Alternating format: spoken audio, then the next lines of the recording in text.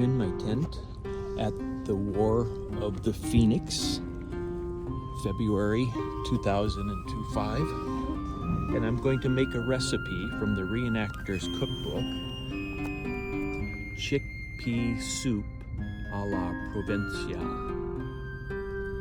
I don't have all of the ingredients that it calls for, but I will make it with what ingredients I brought with me. I'm going to start by soaking the dried chickpeas in water overnight and just let them absorb the water and get soft. Here are the chickpeas, also known as garbanzo beans, that have been soaking in the afternoon in water, and they're all puffed up now.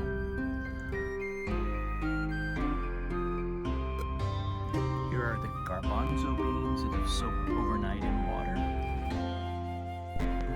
The onion I'm going to place onto the coals and heat it in its skin.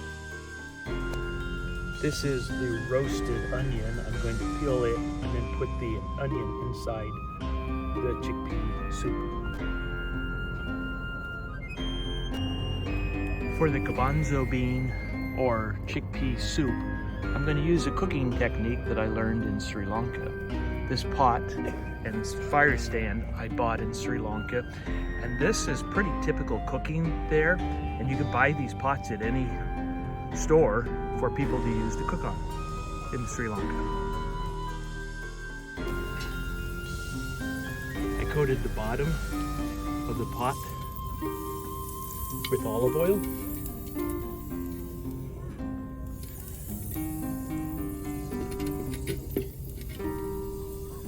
Wow, it's already boiling.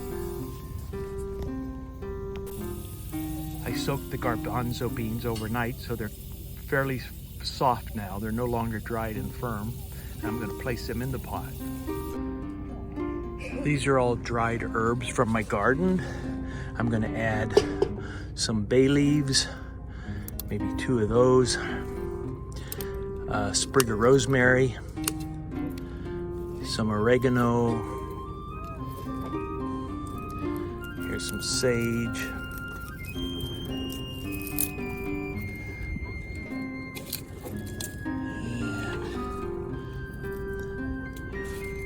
we'll add some rue. Here's a sprig of rue. I'm only going to add 1 clove of chopped garlic.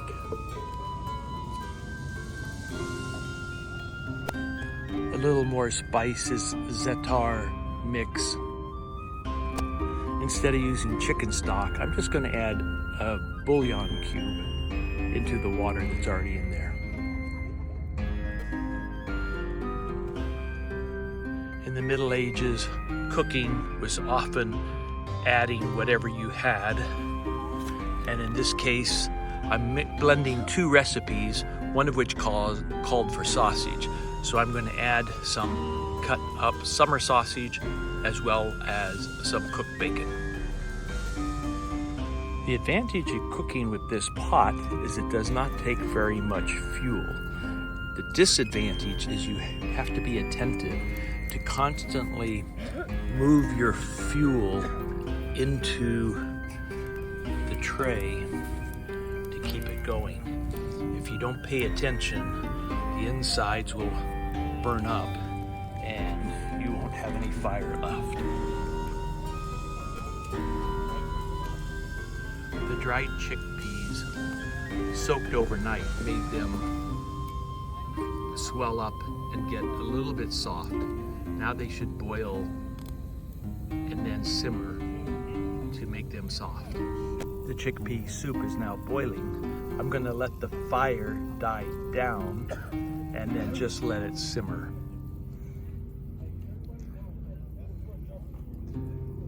The chickpea soup turned out very tasty. Adding the meat was good, but you could also make this a vegetarian recipe. And the other option is if you had something like a masher, or if you used a blender, you could blend the chickpeas after the soup is made to make it into a kind of a creamy soup rather than a watery soup with the chickpeas left whole. This is a very tasty recipe, simple to make. You just have to soak the dried chickpeas overnight before cooking them. You can make it with canned chickpeas, in which case you would not have to soak them and you can use them. Try this recipe, and it's a very simple, tasty soup.